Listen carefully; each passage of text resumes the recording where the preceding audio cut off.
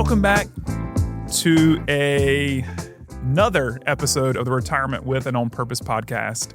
I'm your host, as always, Trevor Lawson, and today I'm very excited to be trying something new. So up until this point with the podcast, for those that have been tuning in for a while, it's been somewhat of an ongoing monologue with me talking about different retirement ideas and sharing different research articles on various retirement topics. But I thought, what better way than to potentially drive some of these points home than to start spotlighting people either that are on the cusp of retirement or that have already retired, and have you hear directly from the horse's mouth, so to speak, about things that maybe has gone very well for them or things that perhaps they would have done differently looking back.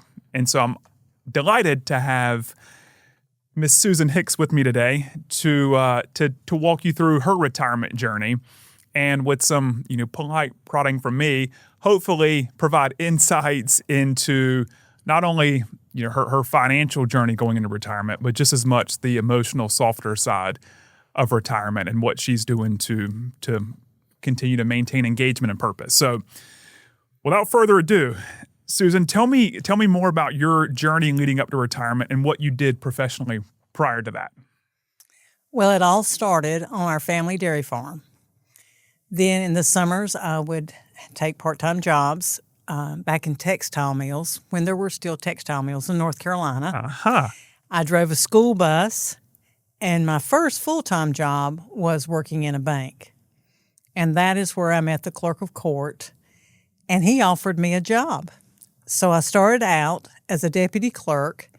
I was promoted to assistant clerk, and the last 13 years of my career, I was the elected clerk, which totaled all of those experiences totaled 38 years. I was one of those very fortunate people, because if you have a job you love, you feel like you don't work a day in your life, and that's what I had. I truly had that. You did, because I remember our early conversations in your office, and financially, because of the work that you put in and the benefits that come with being a longtime state employee, you were ready well before your retirement date. But it was you having to adjust to the idea of that mental shift of going from being the clerk that everyone knew and respected to a retiree. That was something that that we spent a lot of time kind of thinking through. So We did. What did you do to prepare for retirement, both emotionally and financially? Well, clerks are state employees, and when I started, there was an option that you had to invest in an individual deferred compensation plan. Mm-hmm. And over the years, I invested in that, and I tried to increase the amount that I was having taken out, so in hopes of having a nest egg when I retired. As I was getting closer to retiring, Mm-hmm. I started experiencing some aging family members. And then being the clerk, I knew the importance of planning for either assisted living or skilled living. So I invested in a long-term health care plan. Mm-hmm. That was giving me comfort in knowing that I had those two things covered in retirement. Emotionally, I retired when I wanted to. I did not retire because of my age. I did not retire because of my years of service. I did not retire because other people were retiring. I waited till it felt right to me. And I got to retire on my own terms, and that was very helpful. That was comforting. That was peaceful. I didn't feel pressured. Mm-hmm. It was just a good feeling that I had, which was unusual because I did not think I was ever going to retire. You did not. But you're right. I mean, not everyone gets to say they retired on their terms necessarily. But what I do hear time and time again from people that that retire and they do have some sort of influence in their decision, and they're not being forced out the door, so to speak, either because of the employer change or change in their health or family member's health is they get this gut feeling that that it's time that they're being called into another season of life. So kind of help us walk through what that gut feeling was like for you. I mean, when did you start to really know you were ready for retirement, and walk us through kind of that gut feeling that you had when it came time to it. You always hear that when you feel you've got the feeling that it's time to retire, and I found that to be true. And it was very strange because it all happened like one day. One day I woke up and I said, wonder what retirement would be like. That had never crossed my mind. But my husband had some health issues, and I had started noticing and feeling like time was a precious commodity. And so then I started thinking, well, what would retirement feel like? And my mindset started changing because I had never thought about retiring. I had never thought I was going to retire. Mm-hmm. And so it really, in my case, it pretty much changed in one day. Well, that's hopefully refreshing for our audience to hear because, a lot of assumptions are made, when it comes to knowing when the right time to retire is. And a lot of people assume that we all go through the same sort of preparatory process emotionally. But it sounds like in your case, I mean, it was something that wasn't really on your radar. But then, one day you started to really think more seriously about it. And so that just goes to show that that gut feeling that it's time can come out of the blue, and it's not something that that could be very different for you than it is other people. What was that initial transition like? I mean, what were you most excited about when it came to retirement, and what was your biggest challenge when it came to early retirement? A year prior to my retirement date, I started to think, what is something that all these years of working could give me? It was really a dream.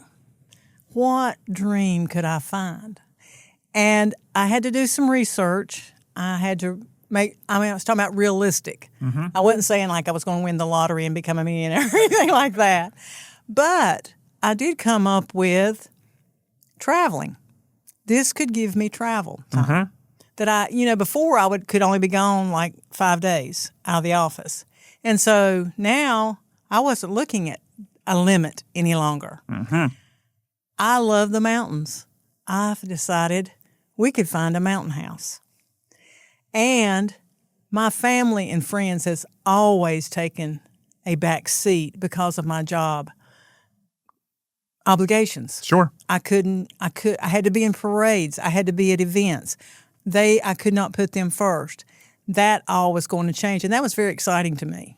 So so just to make sure we're hearing you correctly. So the things that got you excited was, the fact that Monday wouldn't roll around so quickly, and you could have kind of a prolonged weekend, so to speak, to travel and nurture some of those relationships with friends and family that had taken a back seat to the demands of your role as a clerk.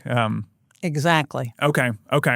And travel is one of the big things that people do get excited about, and friends and family, and maintaining meaningful relationship there is a very important characteristic of a fruitful retirement from what I've seen from others. What were the biggest challenges when it came to retirement? I can tell you exactly what my biggest challenge was. I had been tied to a schedule, a calendar, a phone for all these years. And now my time, I had to schedule.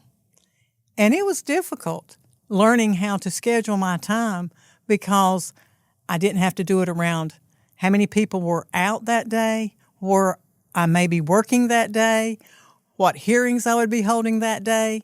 So when you find you've got your time to schedule yourself, or it was for me, sure, that was my biggest challenge, was making my own schedule of my time. That is a big one that a lot of us that are working and our our commitments are oftentimes decided for us, that it's got to be a challenge from the outside looking in. I mean, you've got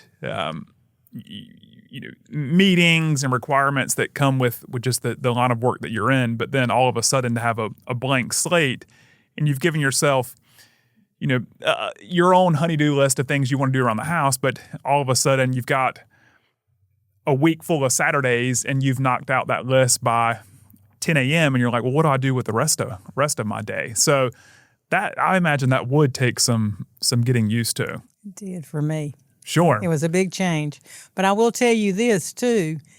You think you've got all this time.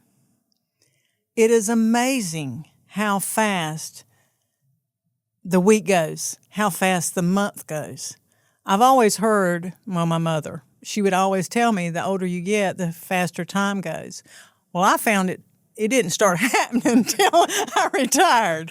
That is when time went to flying, because you think, oh, I can wait and do that tomorrow. Well, then it's the next week. It just, your time in managing it has been a challenge. Well, it's a good challenge. It's a good thing, but it's a challenge. But I think that's a really important thing for us to sit with.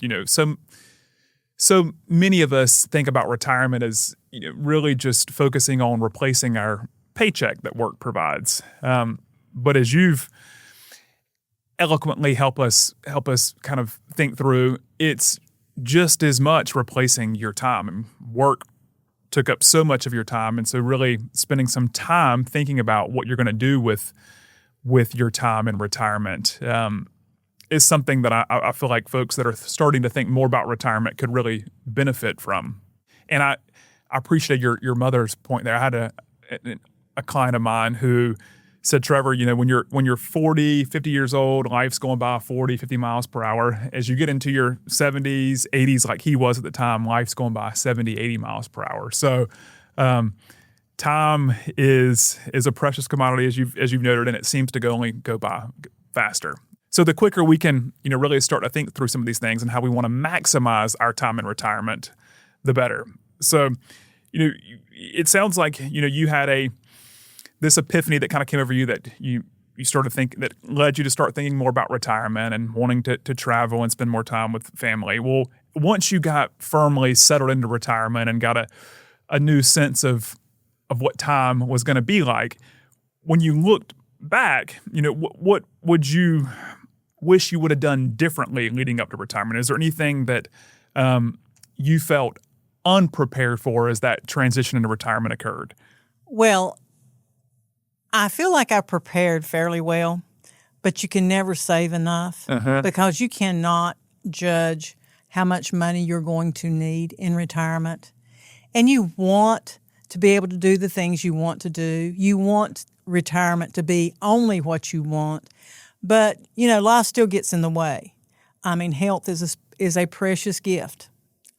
So your savings in things like the deferred comp can make the difference of being able to get the very best medical care, or maybe even paying when in your insurance there's a gap. So you can never save enough, and that's not something you think about in your 20s, or I didn't, because I had plenty of time to do all of that and prepare for that. And when you're in your 20s, you're healthy. You feel like you can take on the world. But there comes a time that you may need some more medical help, and it's very comforting to know that you can do that because you saved. Absolutely. And I think that's where a lot of people struggle, especially those that, still enjoy their work, but are, starting to get glimpses of what retirement could look like, and they're starting to think more about it. Is they're aware that you can never really save enough for life's unknowns. And so, their concern is oftentimes, do I have enough saved for what retirement could throw at me? So, what I've seen with others, and perhaps you can speak to this too, is, eventually that worry about if I've got enough saved is kind of taken over by that gut feeling that, that I am ready for retirement. And, it's hard to ever say with the utmost confidence that you've got enough, but you start to get this feeling that that you're ready. So, in your case, did you get a sense that you had enough, or was it more I feel as prepared as I could possibly be? Now I just I'm gonna sit with this gut feeling that it's time, and I'm going to start making up for perhaps lost time by spending more time with friends and family and traveling. I did. Okay. You helped me with that a lot. Well, thank you. Because I was very nervous about it. You don't retire every day. Mm-hmm. Right. And you're making a big decision. It's kind of like making a career decision. You pick what you want to do, or hopefully you can, and you get to spend your time there and work and save. And I was putting away what I thought sounded good. Sure. And then when you and I started talking, you made me feel more comfortable, that I knew I was ready. I was a simple person. Mm-hmm. I just like going to the mountains. I just like spending time with family and friends. So I do like to go on trips. But I knew it wasn't anything extravagant, and I felt like after we talked, you put the numbers out there for me, that I knew I was going to be okay, and I was going to be comfortable. And even if something came up, I would be able to adjust and still be okay. Well, thank you for the kind words, Susan. And as much as I would like to make this new podcast series a commercial for me in my practice, that answer was genuine, and it's something that whether it's myself, my team, or another financial professional, it sounds like someone to just give you that professional stamp of approval. Yes, you're ready. Can really be another accelerating factor to helping one settle into retirement once they do get that gut feeling that it's time. It gives you that feeling that you are making the right decision, that you're on the right road. Okay, good. It just solidifies that. Well, and that's I think speaking for the people in my line of work, I think that's really what we try to do for folks preparing for retirement, is give them that sense of calm and confidence that they're ready, if they truly are ready, like in your case. So what advice would you give to a younger you who is working towards retirement? I would remind them that youth is a time to plan and to save for retirement, even though that's not what you're thinking at that time. You need to remember that working for retirement is easier the younger you are than the older you are.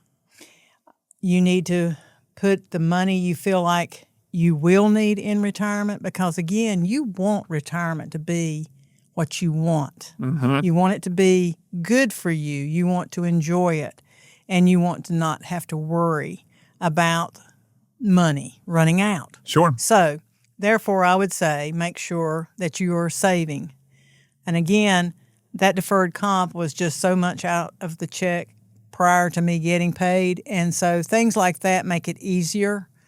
Just try to remember every time you get a raise to raise that amount, and that's very helpful. Mm-hmm. And when you get down to, you don't think it's very much, but let 38 years pass and you realize you did all right. You did pretty good. But again, I will have to say, an important fact to remember is everybody needs to find their Trevor. I'm serious. I needed a person to tell me, like you did, Susan, you're okay. You did it. Here's what you did good. Here's what we're going to work on. And like the long-term health care plan. Mm-hmm. That was something, because of my job, that I saw a lot of people that were needing that I never thought about until I saw it. And people, not everybody works in the clerk's office and sees that. Right. Or if you've never experienced it with an aging family member, then that's something that people do not know. And you need to think about a long-term health care plan. So if you need that assistance, you will be able to get it and not have to worry about it. And people need not to compare the things they could do in their 20s, 30s, 40s, and 50s because you're not going to be there. You're going to be in retirement. You're going to be finding new purposes. You're going to be finding new likes. And you just need to go with that, to accept it, to live into it, and enjoy it. Beautifully said. Beautifully said. And I think there's a lot for us to unpack there. So, number one, start saving early. Correct. And I know that's very difficult when you're first starting out in your 20s and you're just getting going, and every dollar feels like it's been accounted for. But the sooner you start, you hear it all the time, and folks in my world preach all the time. The sooner you start, the sooner compound interest can really start working for you rather than against you. Finding a trusted professional and seeking their guidance and really a second pair of eyes to make sure that you are, in fact, ready for the next phase of life are two big ones. And then, just observing other people that maybe have gone before you, and what you mentioned about long-term health care. I mean, seeing how that can be a major factor for one's retirement, a healthcare situation that's not carefully planned for. So just being observant of others that come before you and trying to either not repeat mistakes that were made before you, or just using that awareness as a key to help you plan for retirement risk factors. So I think that was very well said. And I think, with this being a podcast all about purpose, for so many of us like you, Susan, who, had a role in your community where you were very well known and, you were an elected public official. So it's, that can give one a lot of purpose and meaning. But for those, when they settle into retirement and they lose that title of clerk or, what have you, what are you doing to continue finding purpose and meaning in retirement? Well, first of all, I would say don't think that your job defines you. I loved being clerk. You know that. Mm-hmm. Every time you saw me, I was happy clerk. But I also like being Susan. So, like I said, don't feel like your job defines you. Learn who you are. Purposes don't have to be big. They can be simple things like I always have a list. Mm-hmm. I have a list of my projects that I want to get done. It can be something as cleaning out a closet, a drawer, anything that you've been putting off and you get it done, you feel good about.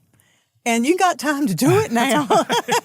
All that time you just kept throwing that stuff in there, you now can clean it up. You can start planning a new area in your yard that looks so pretty and you're so proud of, with ferns or flowers or grasses, anything like that. You can help your family members. You can help friends who may find themselves needing help for some reason, and you get purpose out of that. You can take classes, cooking classes, exercise classes, line dancing classes. There you go. Those are the things that you can have fun with and have purpose. You can volunteer at your church. You can volunteer at a thrift store, at the hospital. The only thing I would say about volunteering, it's great. Don't get me wrong. I'm not saying do not volunteer. I would just say don't let it become your job. Sure. Because I would be afraid that it would be sometimes you may not enjoy. And I look for retirement to be things I enjoy and I like doing. But again, volunteering is great, and you can get purpose out of that. Just like I said, don't let it start tying you down where it's a job and you don't enjoy it. Well, that's a important call to caution for folks that. And one other thing I would say is too that anytime you make these plans or you have your list, just remember that they have to be very flexible because it can change with one phone call, or anything could happen during the day. So everything has to be flexible. And I'll be honest, I can't say that I've had very many days at all that weren't filled. And I may have said this before, but there's sometimes in a week Roger, my husband, and I look at each other and say, we need to take a day off. And we're both retired. But you'll find that out. Like I said, you'll find your days are filled. Well, there's a lot there, and thank you for sharing, because that's I think one of the most important things you said there for the audience to really internalize is purpose doesn't have to be this big thing. I mean, purpose often comes from, it sounds like in your case, just getting a task done from start to finish. Seeing something completed can provide that purpose, and then service to others. So I think that's great feedback, and I think before we close out today, our listeners probably want a line dancing demo based on. But I really appreciate your willingness to sit down with me and enlighten the audience on what your experience in retirement's been like. And again, my hope for this new series of episodes is just for you all to take one or two items from these discussions that can help you either better prepare for your own retirement journey or think through how to continue finding fulfillment in your current retirement journey. So before we sign off, Susan, anything you would any parting thoughts, or do you think we fairly well covered it? I think we fairly well covered it. Like I said, just try to enjoy retirement. Don't feel like you're not useful. You still are useful. Every day you will be able to find yourself helping someone or doing something useful. That's the perfect sign-off is know that you're useful, and just as importantly, enjoy your retirement years. Absolutely. Well, I hope you enjoyed that conversation. And for those very few of you, perhaps, that miss the previous podcast's format, where it's me doing a monologue, fear not. We'll now kind of mesh the old style with the new style, and I'll revisit the occasional article that is very relevant to various retirement planning concepts. So today we're going to be revisiting our good friend who has been quoted on this podcast numerous times now, Miss Christine Benz. She has another very timely article in Morningstar titled "How Much Should Retirees Worry About Inflation?"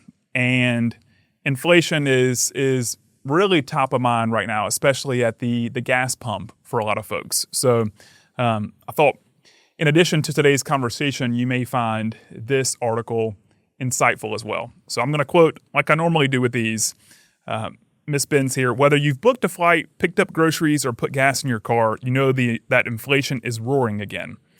Over the one-year period through April 26, the Consumer Price Index notched a 3.8% increase from the year before, nearly double the Federal Reserve's 2% target. Most recently, transportation-related costs, especially fuel prices, have led the way, an outgrowth of the Iran war. So everyone is crabby about it, while workers often receive wage increases that help preserve their purchasing power in the face of rising costs.